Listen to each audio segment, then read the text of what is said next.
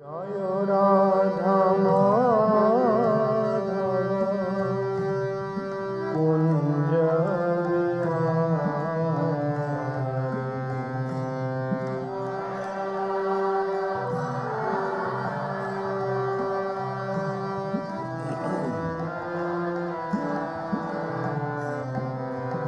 Gopi জনবল্লভ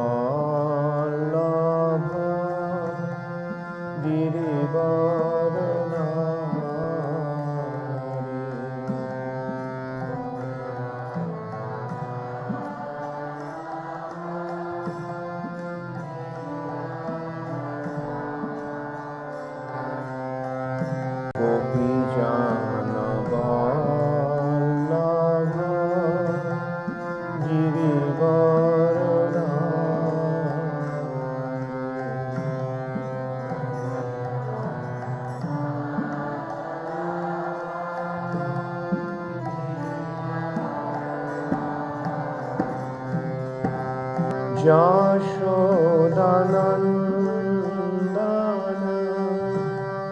ব্রজজনরঞ্জন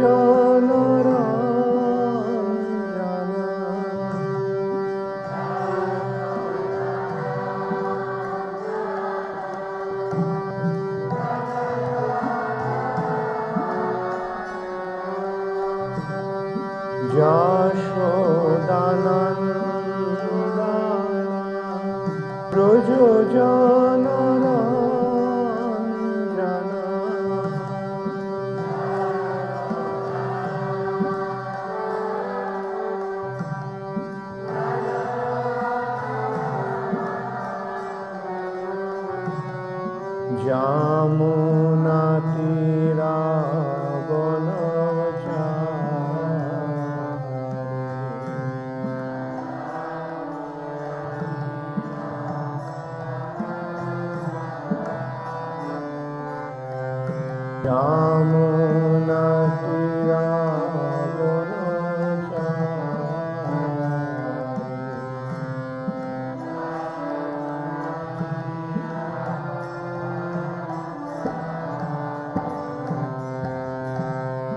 Joy Radha Madhav Kunj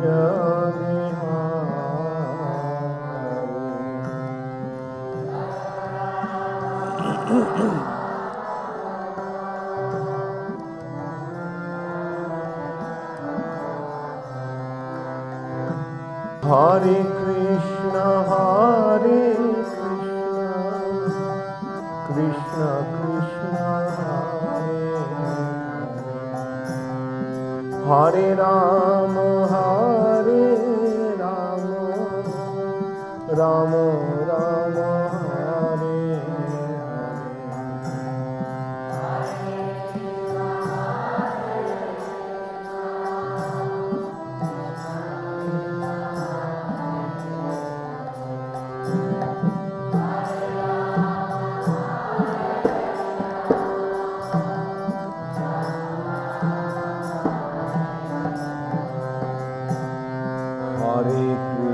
Hare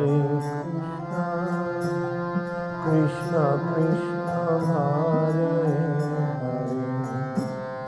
Hare Hare Ram Ram Ram Hare Hare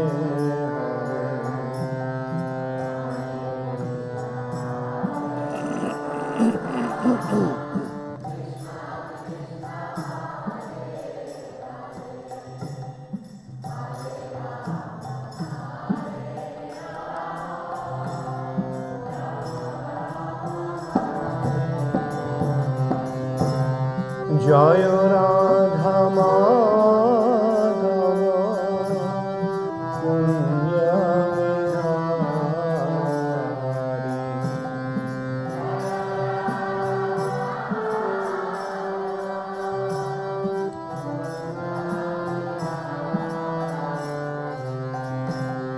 Gopi জনবল্লভ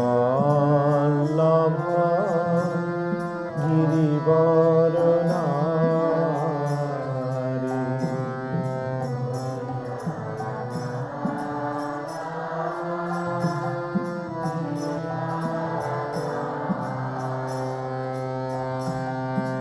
Gopijana Vallabha Girivaradhari.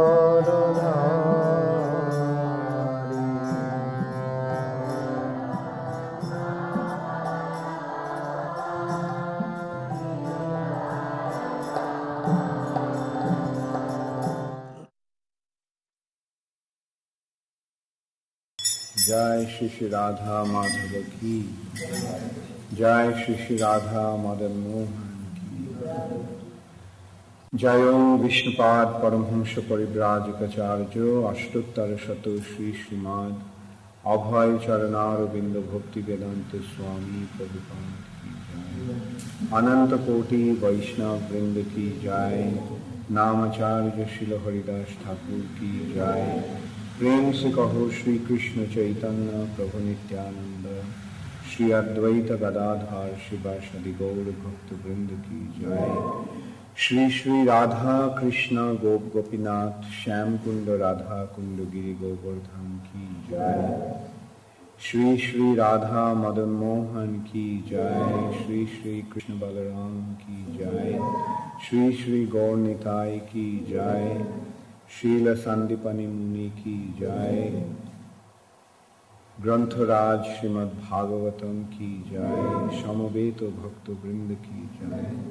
Gaur Premanande Hari Hari.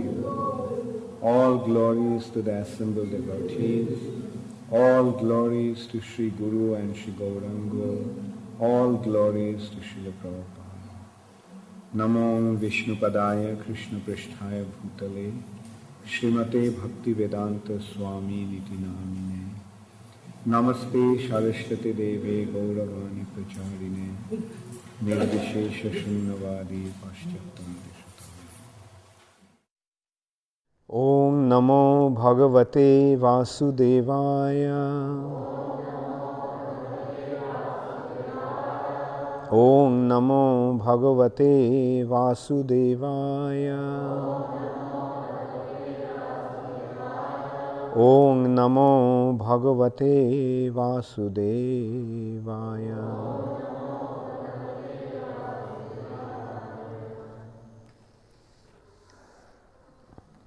So, today we are going to discuss the 7th chapter, the first canto of Srimad Bhagavatam.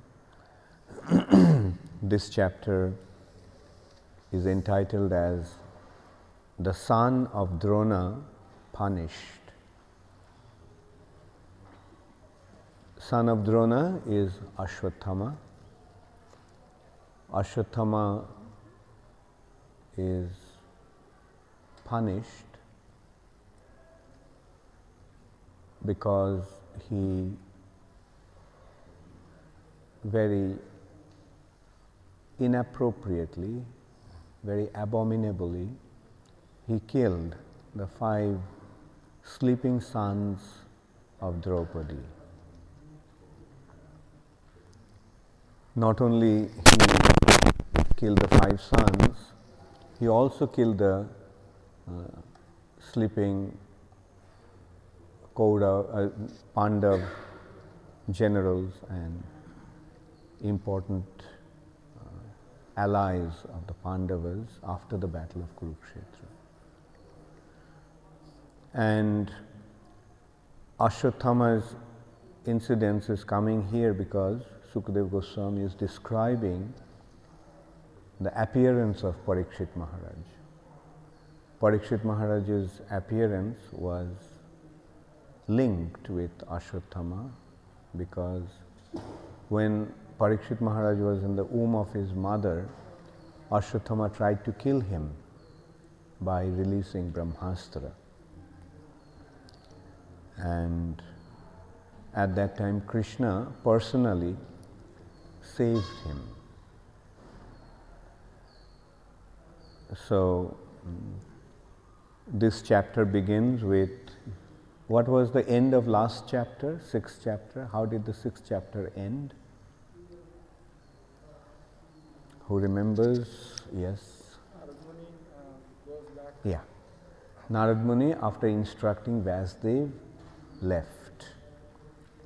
And then Shaunaka questioned, Shaunaka Rishi questioned, O Sutta, the great and transcendently powerful Vasudev heard everything from Sri Narad Muni. So after Narad Muni's departure, what did Vasudev do? Sri Sutta said, on the western bank of the river Saraswati, which is intimately related with the Vedas, there is a cottage for meditation at Samyapras, which enlivens the transcendental activities of the sages. On the western bank of Saraswati, river Saraswati is the manifestation of the energy of Saraswati. Saraswati is a personality. Who is Devi Saraswati? Saraswati Devi, she is the goddess of learning. Therefore, she is intimately connected to Vedas. And her river is Saraswati River. There are few very auspicious rivers in India, and Saraswati is one of them. And Vasudev was situated, or he had his ashram on the western bank of Saraswati. Why? Because when he is situated on the western bank, so when he faces Saraswati, he is facing on the eastern direction. So eastern direction is the auspicious direction. For receiving transcendental knowledge, east is very auspicious direction. For yoga, north is the appropriate direction. For going to hell, south is the auspicious direction. And for material prosperity, west is the direction. East, north, west and south. So Vasudev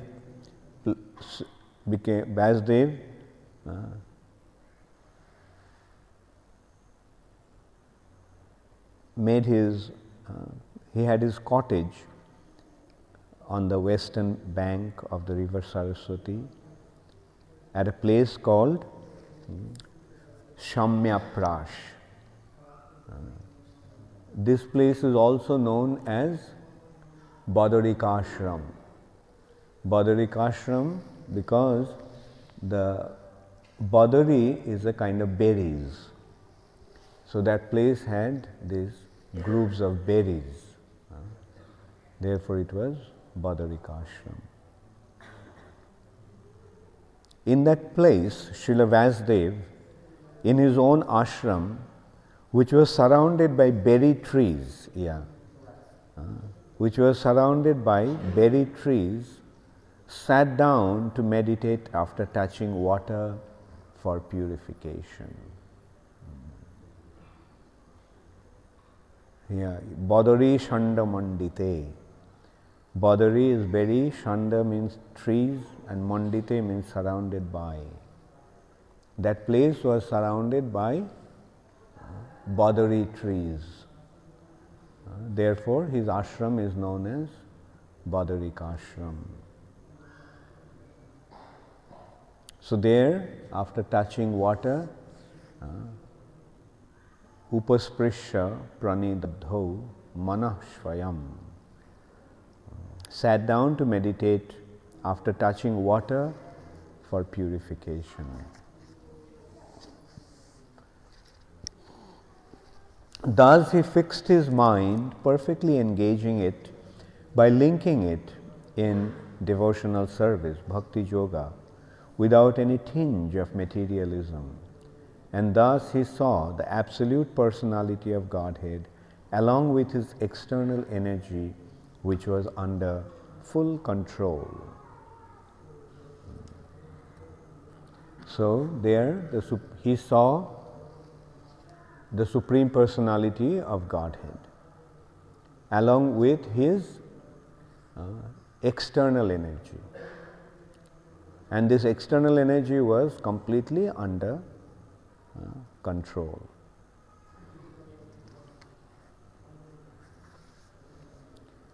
That means Vasudev saw Krishna as well as the material nature. And when Krishna is in the center of the material nature, then the material nature is under full control. If the material nature is without Krishna, if we approach material nature without Krishna, what will happen? She will be completely wild. Like we see the form of Kali, Chandi, Chamunda, destructive forms of material nature.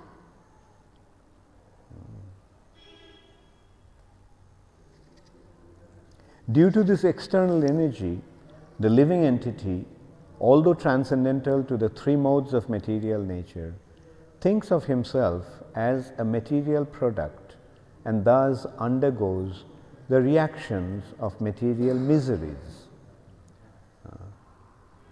Due to the influence of the external energy or material nature, the living entity, although transcendental to the three modes, the living entities are not actually meant to be under the control of the modes. But when a living entity rejects Krishna, then he becomes affected by the three modes of material nature. And as a result of that, he identifies himself with the material nature. How does one identify himself with the material nature? How does one identify himself with the material nature? By thinking that his body is his self. Actually, he is the soul, but because of his identification with the material nature, he begins to identify himself with his material body. And as a result of that, he forgets his identity as a soul, which is beyond the modes of material nature. The soul is not affected by the modes of nature. It's the body that becomes affected. And when the body becomes affected by the modes of material nature, the living entity thinks that he is being affected by the modes. The material miseries of the living entities, which are superfluous to him, can be directly mitigated by the linking process of devotional service. But the mass of people do not know this, and therefore the learned Vasudev compiled this Vedic literature, which is in relation to the supreme truth. So, this is a very important verse to remember. From tomorrow, we will take one verse and write on the board, and we'll recite the verse as we usually do, and then discuss the whole chapter. Now, this verse is very important. Anarthopo shamang shakshad bhakti yogam adhokshaje lokas sajanato vidyang chakre shatvata sanghitam. This verse, you take note, like anarthopa shamang shakshad bhakti yogam adhokshaje lokas sajanato vidyang chakre shatvata sanghitam. Anartha means things which are superfluous, anartha, that are not really necessary, not really desirable. and upashamam. Anartha, we know about anartha nibritti. So upashamam actually means nibritti. Upashamam means mitigation. So anarthopashamam and anartha nibritti is the same thing. And how does it happen? Shakshad bhakti yogam adhokshaji. Bhakti yoga to adhokshaji. Adhokshaji, who is adhokshaja? Adhokshaja is Krishna. And adhokshaji means unto Krishna.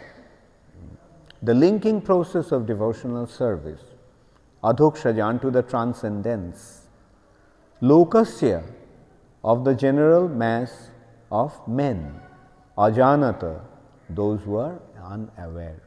The mass of people, general mass, ajanata, they do not know about that. What they do not know? That anarthopo shamam shakshad bhakti yogam adhokshaji.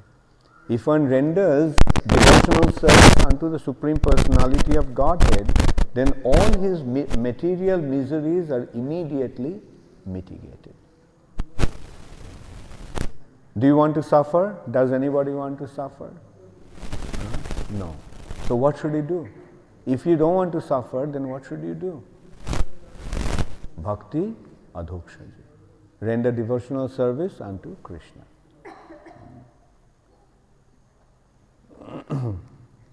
Lokasha ajanata and Vidwan, the supremely learned, Chakre compiled Satvata Sanghitam in relation with the Supreme Personality. Satvata means, this word Satvata is coming from Sattva. Sattva means goodness or absolute truth. So there are Sanghitams, there are literatures in different modes. Now which literature is in the mode of goodness? There are 6 Puranas which are in the mode of goodness. But there is one Purana which is in the absolute mode of goodness, in pure mode of goodness. So that is Srimad Bhagavatam, and that is Satvata Samhita.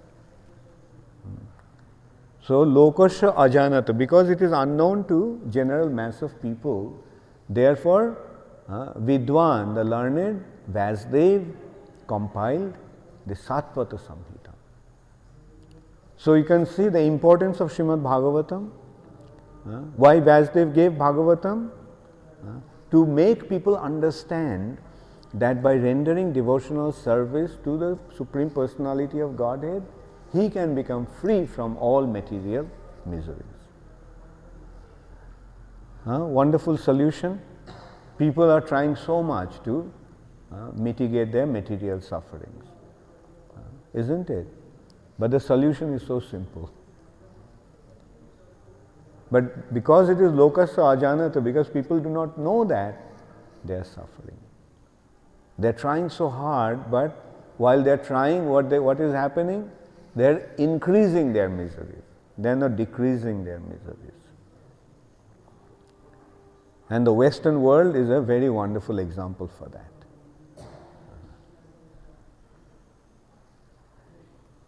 They are trying to make all kinds of arrangements, but what is happening? It is causing more and more difficulties. For example, they try to derive all kinds of energy. Like first it was steam energy.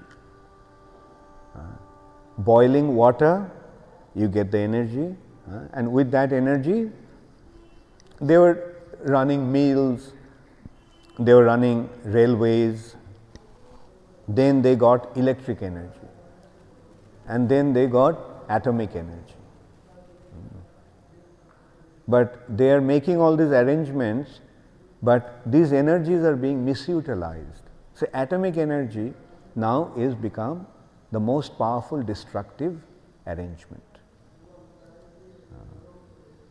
And the whole world is in total chaos and anxiety because of the terrorist attack. And eventually what will happen? The terrorists are not going to sit down. They will attack. And this time how will they attack? They will attack with the most powerful weapon, the atomic energy, nuclear weapons.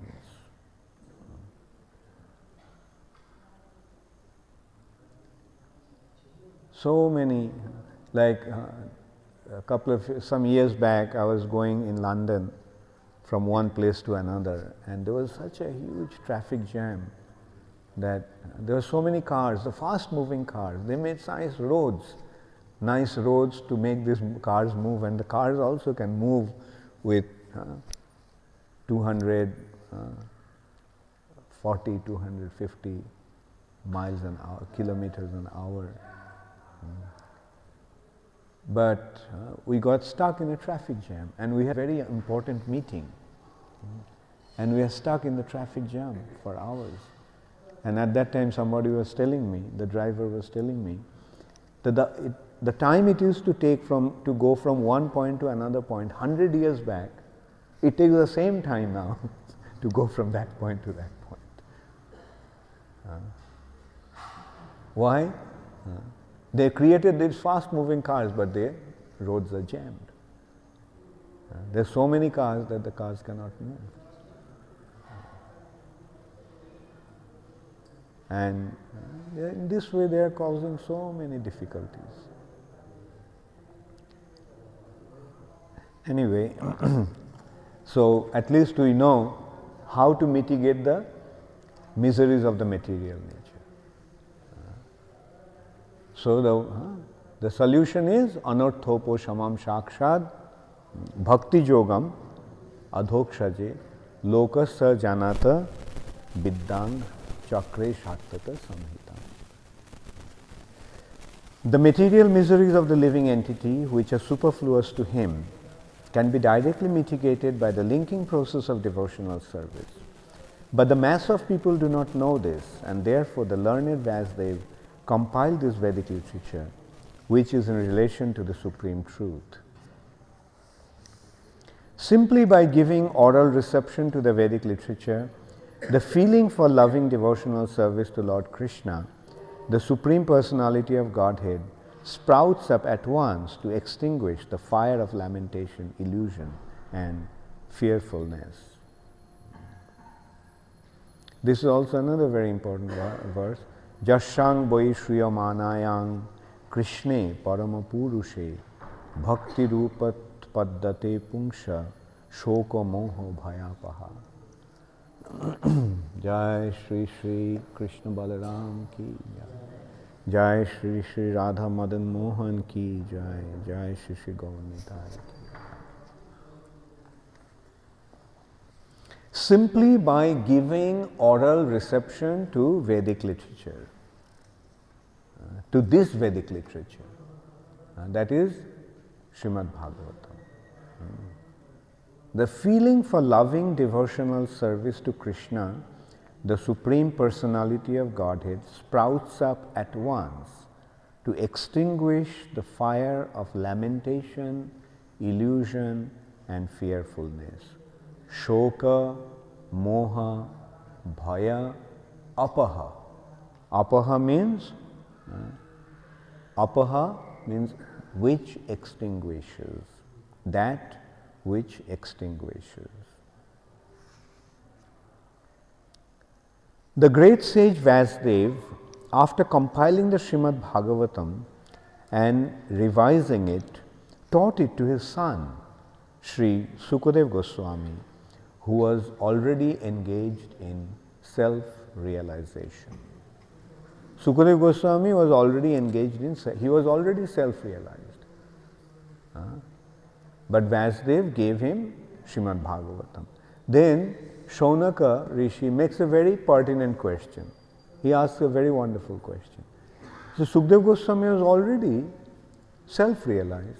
So why he had to study this vast literature, Srimad Bhagavatam? Sri Shaunaka asked Sutta Goswami. Sri Sukadeva Goswami was already on the path of self-realization, and thus he was pleased with his own self. So why did he take the trouble to undergo the study of such a vast literature? So then also comes another very important verse. Atma Ramascha Munayo Nirgranthappo Urukrame Kurbanti Ahaituki Bhakti Itham Bhuta Guna Hari.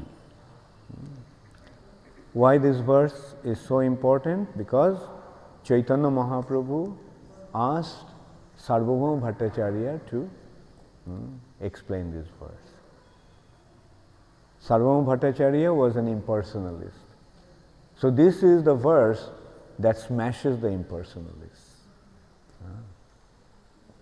The impersonalists think that to merge in the Brahman realization, to achieve Brahman realization is the ultimate. Now the question is, Sukadeva Goswami was already in the Brahma Bhuta platform, Brahman realized. He was already Brahman realized, Brahma Jnani. Then why did he study Srimad Bhagavatam after that? So, all different varieties of Atmarams, those who take pleasure in Atma or spirit soul. Atmaram means those who derive pleasure from the Atma. They do not derive pleasure from their senses like ordinary people. Ordinary people derive pleasure from their senses. But a self-realized soul derives pleasure from his Atma. Atmanandi. So Atmaramascha Munaya, especially those established on the path of self-realization, though freed from all kinds of material bondage, desire to render unalloyed devotional service unto the personality of Godhead. Therefore can attract everyone, including liberated souls. This means that the Lord possesses transcendental qualities. This means that the Lord possesses transcendental qualities, and that's why He attracts everyone, including the liberated souls.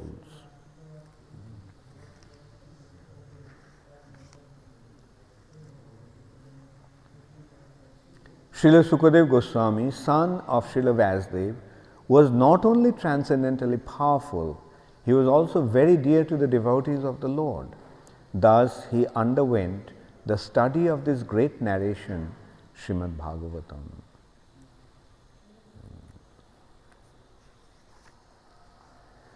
Sutta Goswami thus addressed the rishis headed by Shaunaka. Now I shall begin the transcendental narration of the Lord Sri Krishna and topics of the birth, activities and deliverance of King Parikshit, the sage amongst the king, as well as topics of the renunciation of the worldly order by the sons of Pandu.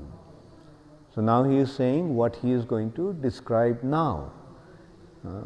He will narrate the transcendental qualities of Krishna, the topics of birth, activities and deliverance of King Parikshit, and how the Pandavas retired from worldly activities.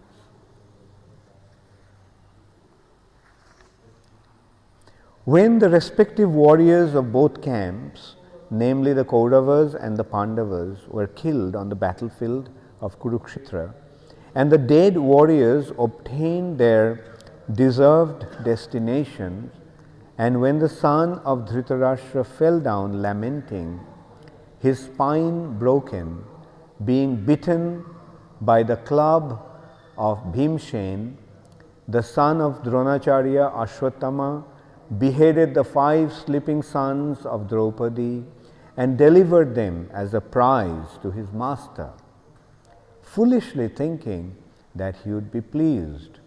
Duryodhan, however, disapproved of the heinous act, and he was not pleased in the least.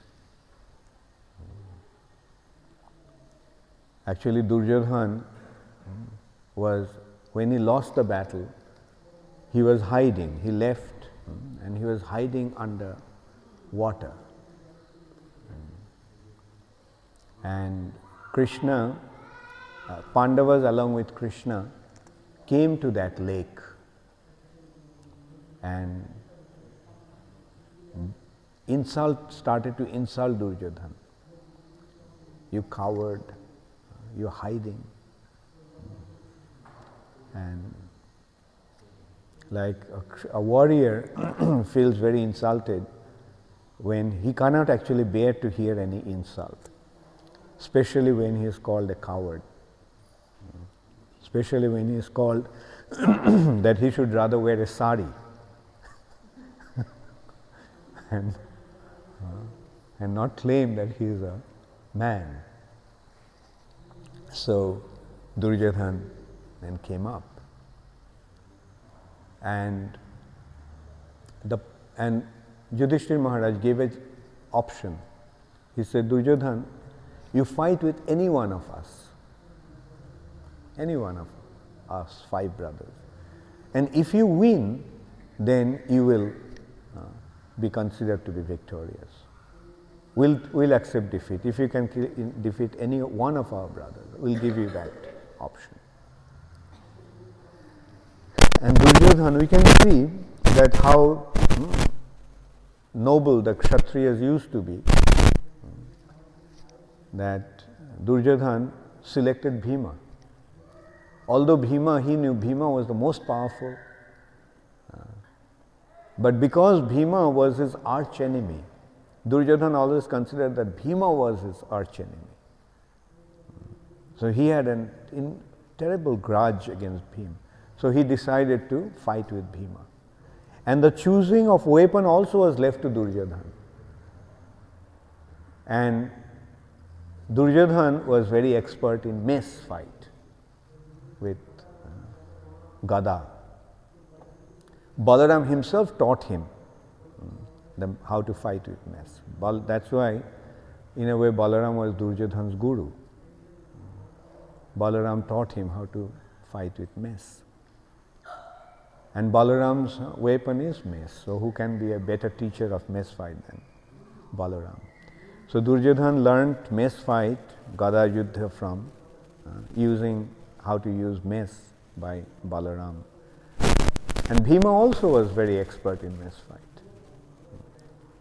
But Duryodhana was actually better than Bhima in mace fight. And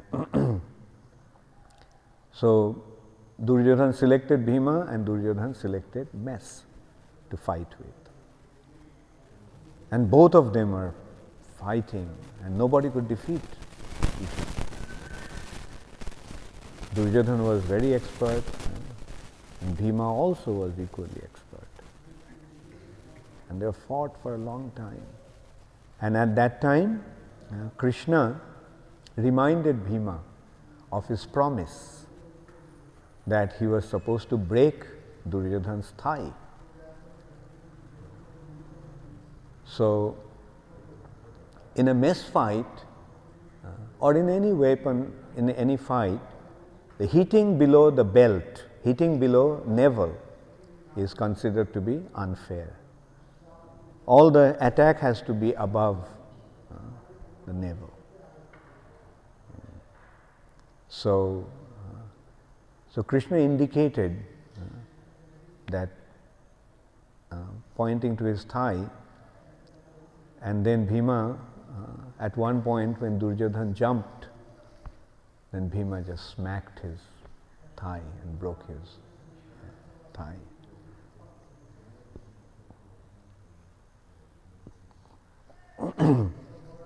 Balaram was there. Balaram was very upset. Balaram attacked Bhima with his plow. He wanted to kill Bhima for breaking the law. So Krishna prevented Balaram, reminding that Bhima actually took a vow. So when, in order to fulfill his vow, he hit him there, was not unfair according to the rule of fighting. And why Bhima took a vow to break Duryodhana's thigh? Because when they lost in that game of dice, when they lost Draupadi in the game of dice, Yudhishthira Maharaj was playing with Shakuni and he lost everything. Then finally they put Draupadi as a stake. And but he lost. So then Duryodhana ordered Dushashan to bring Draupadi to the assembly. So Dushashan grabbed Draupadi by her hair and dragged her into the assembly.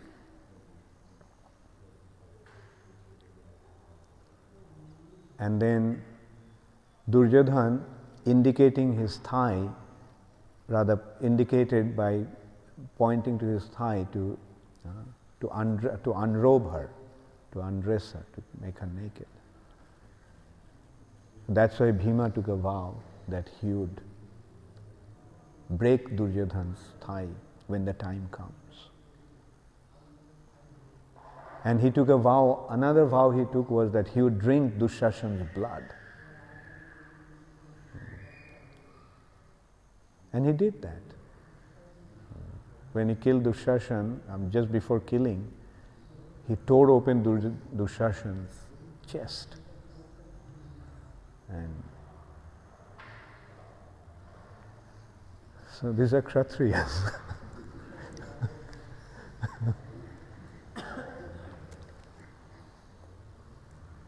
So this is how Krishna pacified Balaram.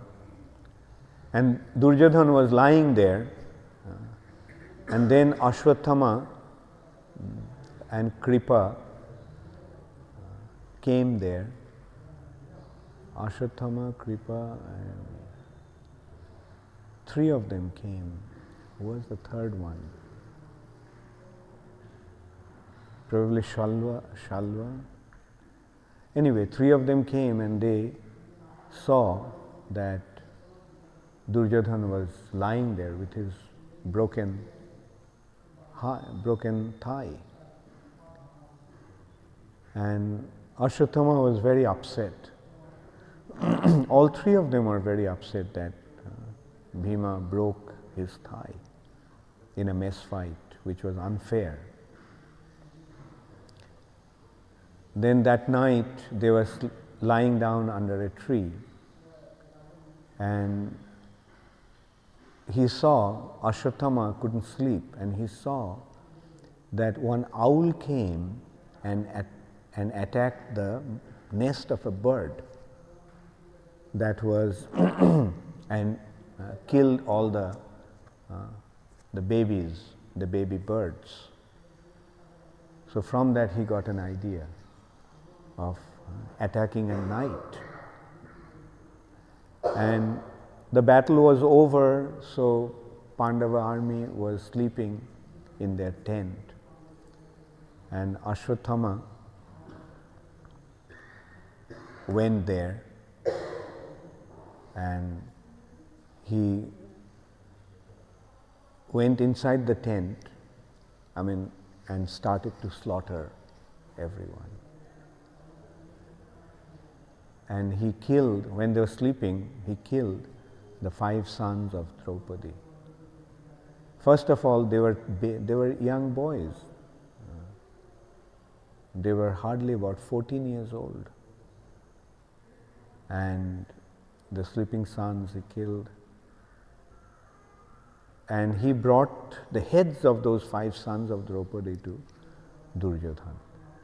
And he said that he brought the head, he thought that let Duryodhana leave his body happily. That was Ashwathama's idea. That he would leave his body happily, thinking that he has taken his revenge.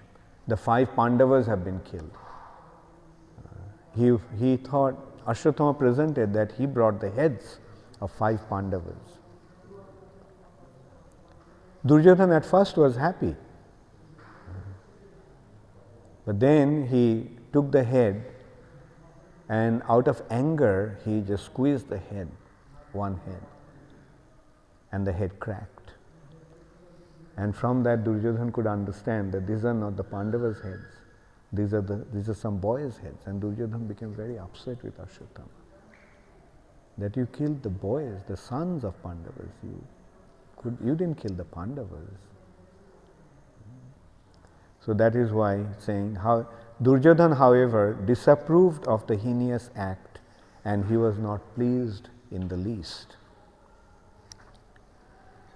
Draupadi, the mother of the 5 children of the Pandavas, after hearing of the massacre of her sons, began to cry in distress with eyes full of tears.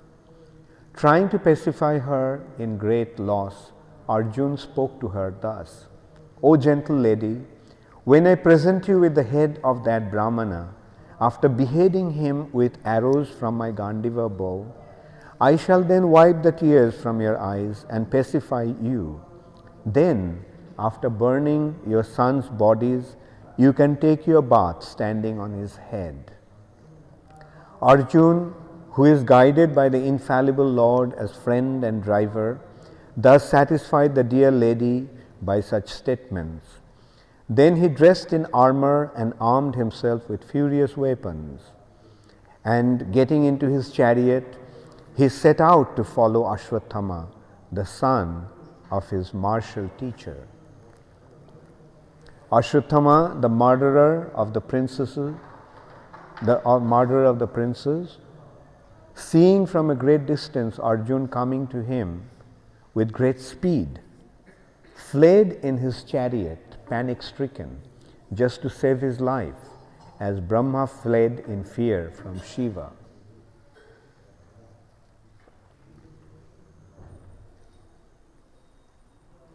Jai Shri Shri Radha Madan Mohan ki, Jai Shri Shri Krishna Balaram ki, Jai Shri Shri Gaur Nitai ki. When the son of the Brahmana, Ashwatthama, saw that his horses were tired, he considered that there was no alternative for protection outside of his using the ultimate weapon, the Brahmastra, nuclear weapon.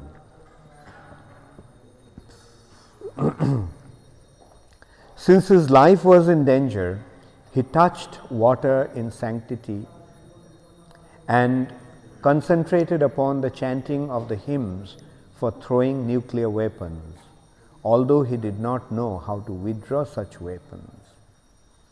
Thereupon a glaring light spread in all directions. It was so fierce that Arjuna thought his own life is in danger, and so he began to address Lord Sri Krishna. Arjuna said, "O my Lord Sri Krishna, you are the Almighty Personality of Godhead. There is no limit to your different energies.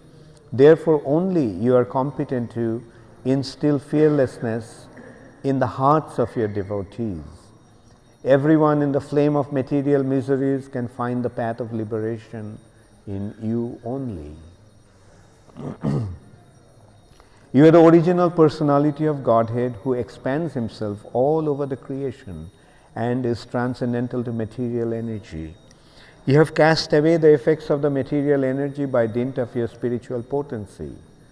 You are always situated in eternal bliss and transcendental knowledge. O Lord of Lords, and yet, though you are beyond the purview of the material energy, you execute the 4 principles of liberation, characterized by religion and so on, for the ultimate good of the conditioned souls. Thus, you descend as an incarnation to remove the burden of the world and to benefit your friends, especially those who are your exclusive devotees and are rapt in meditation upon you. O Lord of Lords, how is it that this dangerous effulgence is spreading all around? Where does it come from? I do not understand it. The Supreme Personality of Godhead said, "Know from me that this is the act of the son of Drona. He has thrown the hymns of nuclear energy, Brahmastra, and he does not know how to retract the glare. He has helplessly done this, being afraid of imminent death. O Arjun, only another Brahmastra can counteract this weapon. Since you are expert in military science, subdue this weapon's glare with the power of your own weapon." Sri Sutta Goswami said, hearing this from the personality of Godhead, Arjun touched water for purification, and after circumambulating Lord Sri Krishna, he cast his Brahmastra weapon to counteract the other one. When the rays of the two Brahmastras combined, a great circle of fire like the disk of the sun covered all outer space and the whole firmament of planets. All the population of the three worlds was scorched by the combined heat of the weapons. Everyone was reminded of the Samvartaka fire which takes place at the time of annihilation. Thus, seeing the disturbance of the general populace and the imminent destruction of the planets, Arjun at once retracted both Brahmastra weapons as Lord Sri Krishna desired. So Arjun first counteracted the Brahmastra and then he retracted the both the Brahmastras, which Ashwatthama didn't know how to retract the Brahmastra. Arjun, his eyes blazing in anger like two red balls of copper, dexterously arrested the son of Gautami and bound him with ropes like an animal. After binding Ashwatthama, Arjun wanted to take him to the military camp. The personality of Godhead Sri Krishna, looking on with his lotus eyes, spoke to angry Arjun. Lord Sri Krishna said, "O Arjun, you should not show mercy by releasing this relative of a Brahmana, Brahma Bandhu, for he has killed innocent boys in their sleep. A person who knows the principles of religion does not kill an enemy who is careless, intoxicated, insane, asleep, afraid, or devoid of his chariot. Nor does he kill a boy, a woman, a foolish creature, or a surrendered soul." Kshatriyas, although warriors and very valiant fighters, they very strictly followed the principles of warfare, and in this verse that has been explained. A Kshatriya is allowed to kill his enemy. A Kshatriya could kill his enemy and no sin will be involved. But here it has been pointed out that under certain condition, a Kshatriya doesn't kill his enemy. If the enemy is careless, intoxicated, insane, asleep, afraid, or devoid of his chariot. If the enemy doesn't have a chariot, then one does not generally kill. Nor does he kill a boy, a woman, a foolish creature, or a surrendered soul.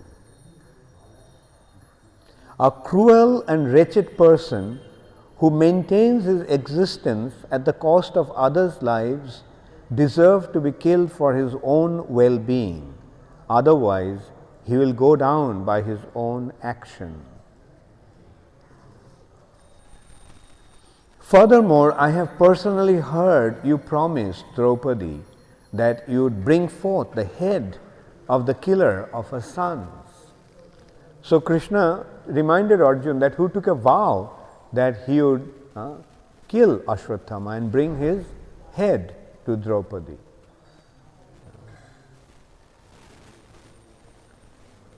This man is an assassin and murderer of your own family members.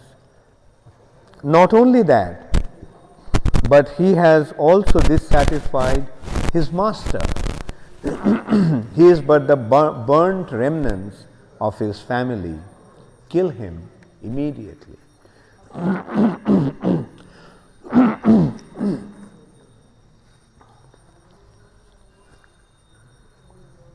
Suta Goswami said, although Krishna, who was examining Arjuna in religion, encouraged Arjuna to kill the son of Dronacharya, Arjuna, a great soul, did not like the idea of killing him, although Ashwatthama was a heinous murderer of his family members. After reaching his own camp, Arjuna, along with his dear friend and charioteer Shri Krishna, entrusted the murderer unto his dear wife, who was lamenting for her murdered sons. Sri Suta Goswami said, Draupadi then saw Ashwatthama, who was bound with ropes like an animal and silent for having enacted the most inglorious murder. Due to her female nature and due to her being naturally good and well behaved, she showed him due respect as a Brahmana. She could not tolerate Ashwatthama's being bound by ropes, and being a devoted lady, she said, release him, for he is a Brahmana, our spiritual master. It was by Dronacharya's mercy that you learned the military art of throwing arrows and the confidential art of controlling weapons. He, Dronacharya, is certainly still existing, being represented by his son. His wife Kripi did not undergo a shati with him because she had a son. O most fortunate one, who knows the principles of religion, it is not good for you to cause grief to glorious family members who are always respectable and worshipful. So this way you can see how noble a personality Draupadi was. Although her 5 children were murdered brutally in their sleep by this person, Ashwatthama, but he was,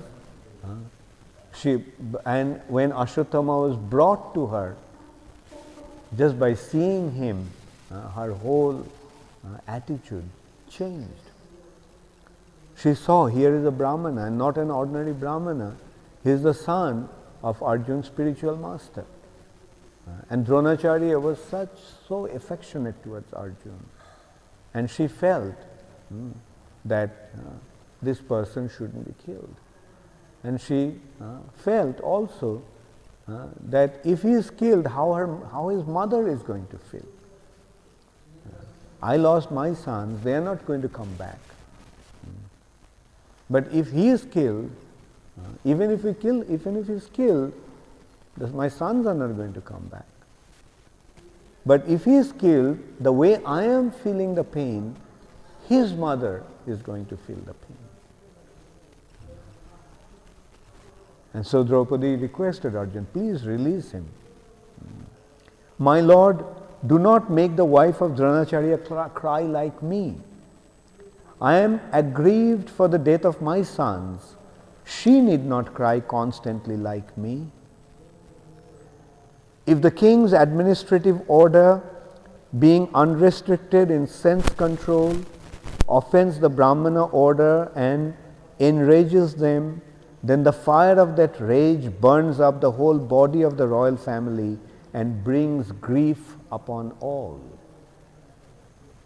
So we can see that like sometimes people think, especially in the West, even some of our devotees think that, oh, in the Vedic culture the women were subjugated, the women were maltreated and so forth.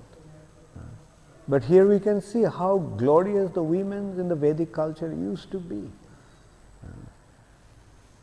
Like Draupadi, so wise, and such a profound character and such deep and broad attitude she had. She is saying that he knew the consequences of killing a Brahmana. That killing a Brahmana can destroy the entire Kshatriya family. So that is how the Brahminical order was respected by the ruling class at that time. Suta Goswami said, "O Brahmanas, King Yudhishthira fully supported the statements of the queen, which were in accordance with the principles of religion and were justified, glorious, full of mercy and equity and without duplicity. Nakul and Shahadev, the younger brothers of the king, and also Shatyaki, Arjun, the personality of Godhead Sri Krishna, son of Devaki, and the ladies and others all unanimously agreed with the king." So Yudhishthira Maharaj agreed with Draupadi's statement, and everyone else agreed with Yudhishthira Maharaj's statement. Bhima, however, disagreed with them and recommended killing this culprit, who in an angry mood had murdered sleeping children for no purpose and for neither his nor his master's interest. So Bhima, others could could forgive, but Bhima could not. So he said, no, he must be murdered. Chaturpuja, the four-armed one, or the personality of Godhead, after hearing the words of Bhima, Draupadi and others, saw the face of his dear friend Arjun, and he began to speak as if smiling. The personality of Godhead Sri Krishna said, "A friend of a Brahmana is not to be killed." Although this person is not a Brahmana but a Brahma Bandhu. He is not Brahmana by qualification, but he is born in a Brahmana family, out of Brahmanical parentage. So although he is not a Brahmana, still he should not be killed. But if he is an aggressor, he must be killed. A Brahma Bandhu should not be killed, but an aggressor should be killed. All these rulings are in the scriptures, and you should act accordingly. You have to fulfill your promise to your wife, and you must also act to the satisfaction of Bhimsena and me. So now Arjun is in a dilemma. What to do? In one hand he should kill, but on the other hand he has to kill him. So just then Arjun could understand the motive of the Lord by his equivocal orders, and thus with his sword he severed both hair and jewels from the head of Ashwatthama. Ashwatthama was born with a jewel in his head. So Arjun severed the jewel from his head along with his hair. He, Ashwatthama, had already lost his bodily luster due to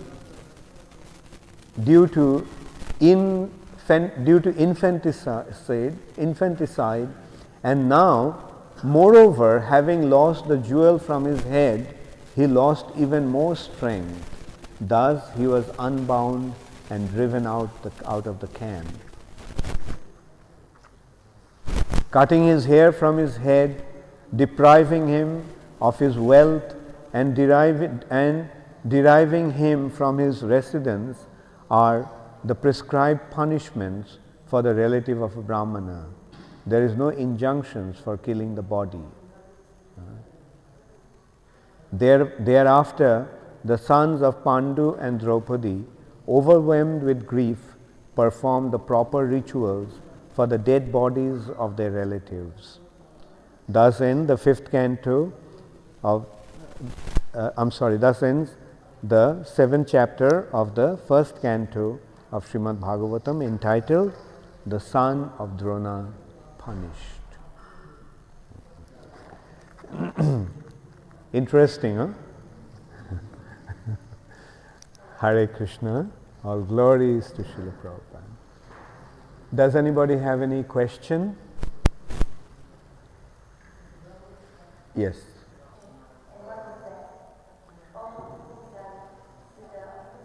Okay, yeah, good. That in the battle of Kurukshetra, the soldiers on both sides died and attained their respective destinations. The respective destinations, those who were devotees, they went back to Godhead. But those who are not devotees, but because they died in a battlefield, they went to heavenly planets. So when a Kshatriya dies in a battlefield, he either goes to heavenly planet, or if he is a devotee of Krishna, and especially when Krishna was there, some of them left their body seeing Krishna, so they went back to Godhead.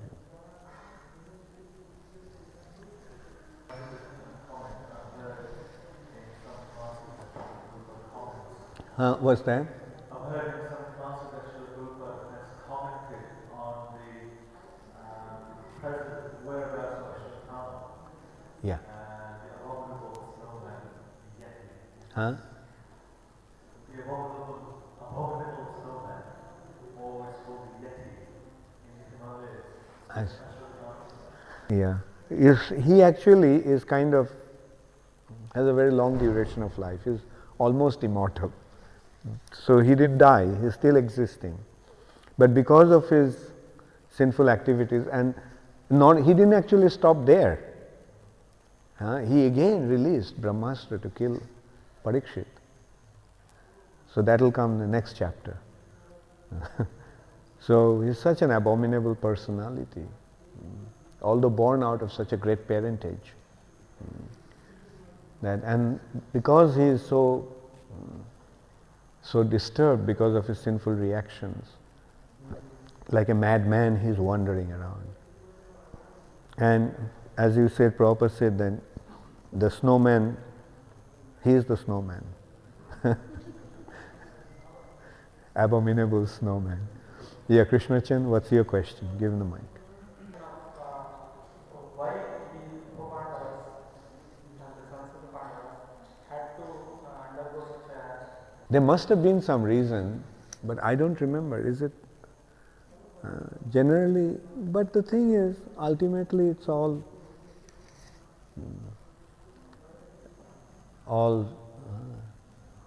the laws of acts of the laws of the material nature that one. In the material nature, everyone has to undergo various kinds of trials and tribulations.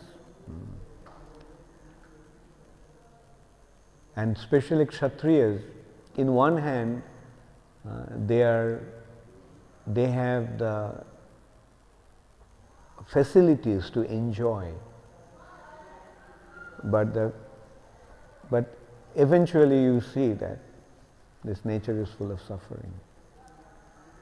And it is also very important to note that the Kshatriyas, I mean especially when you read Mahabharata, we see that it's so full of suffering, which indicates the mode of passion will breed suffering. Mode of passion will cause suffering. And that is how the law of nature is. You try to enjoy the material nature, you end up suffering. Like an example is, a classic example is Satyavati's father, Dhivar Raj. He wanted that her daughter's son would become the king.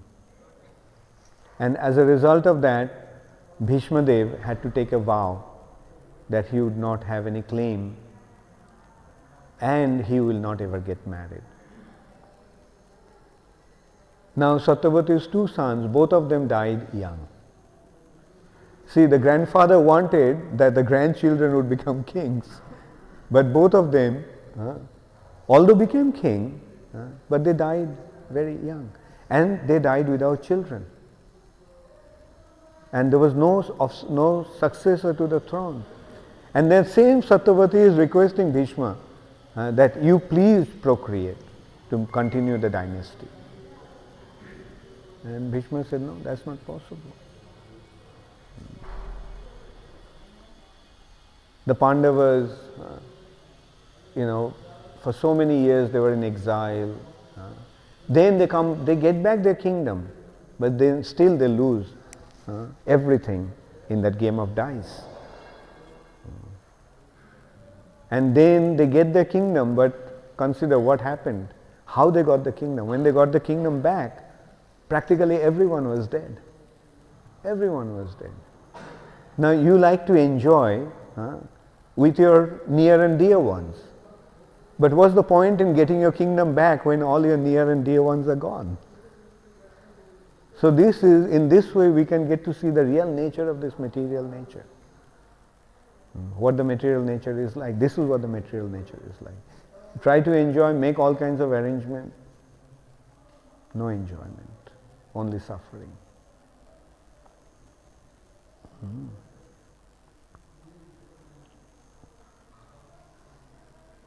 Yes.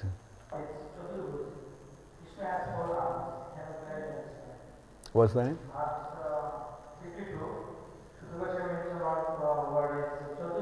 Yeah. This is Dwarkesh Krishna Vasudev.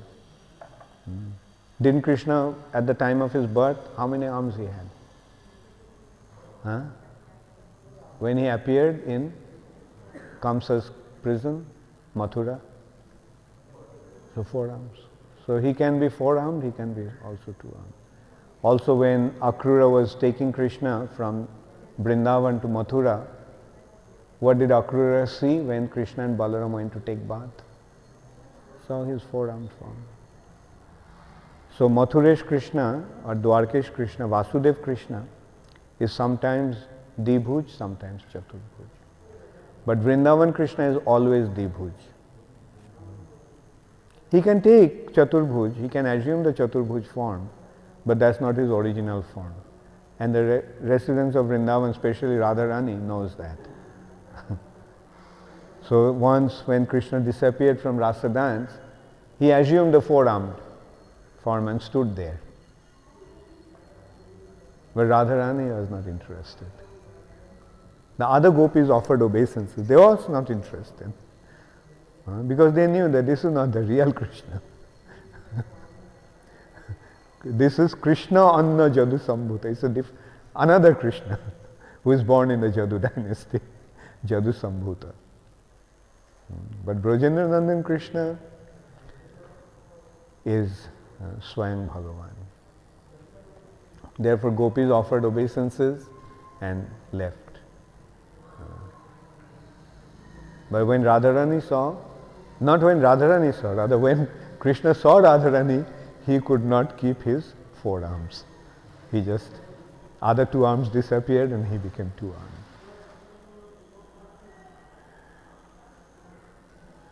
Yes.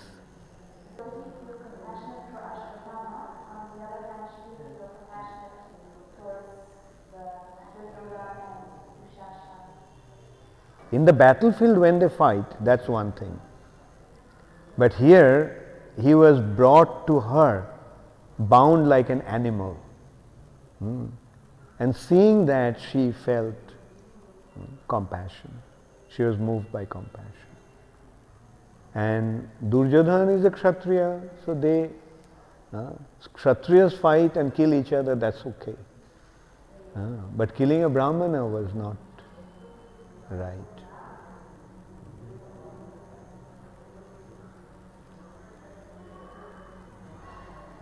Yes.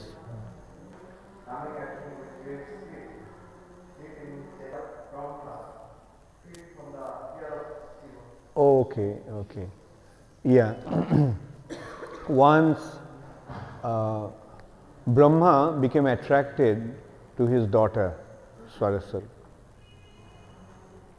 and he ran after her.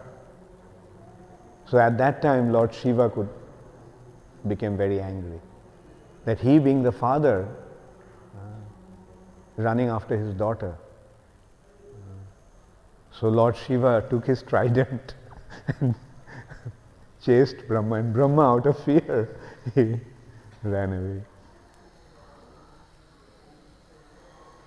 Yes, Jamuna.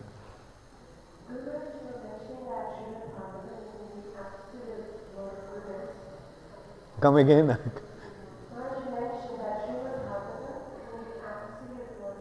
Yeah, which meant pure mode of goodness, pure goodness.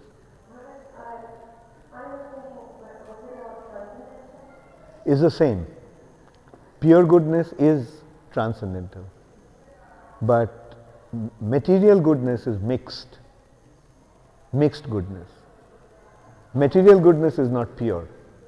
The goodness, sattva, raja and tama, the sattva gun in the material nature is not pure. There is some tinge of passion and ignorance in that goodness.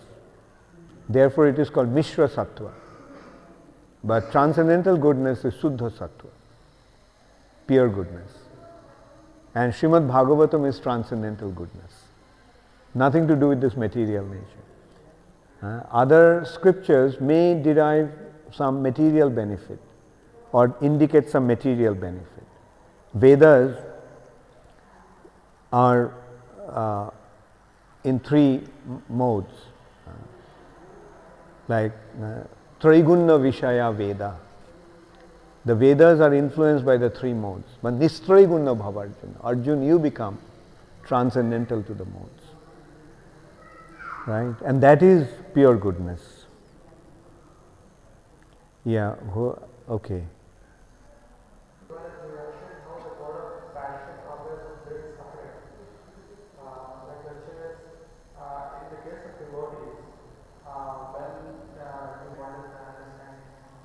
Good. So when a devotee is acting in the mode of passion. But who is the center of that action? Krishna. So is it passion or transcendental? Because it's in relation to Krishna, it is transcendental. But we should be very careful. We should not give excuse to be in the mode of passion. On our part, we should try to be in the mode of goodness. But if Krishna wants, yes, we can act in the mode of passion also. Like Arjun. Arjun didn't want to fight. But Krishna said you fight, therefore Arjuna was fighting. Now, does fighting take place in the mode of goodness? So, fighting is in the mode of passion. But because Arjuna is fighting for Krishna, it is transcendental. Okay, thank you all very much. All glories to Srila Prabhupada. Gaur Premanande Hare.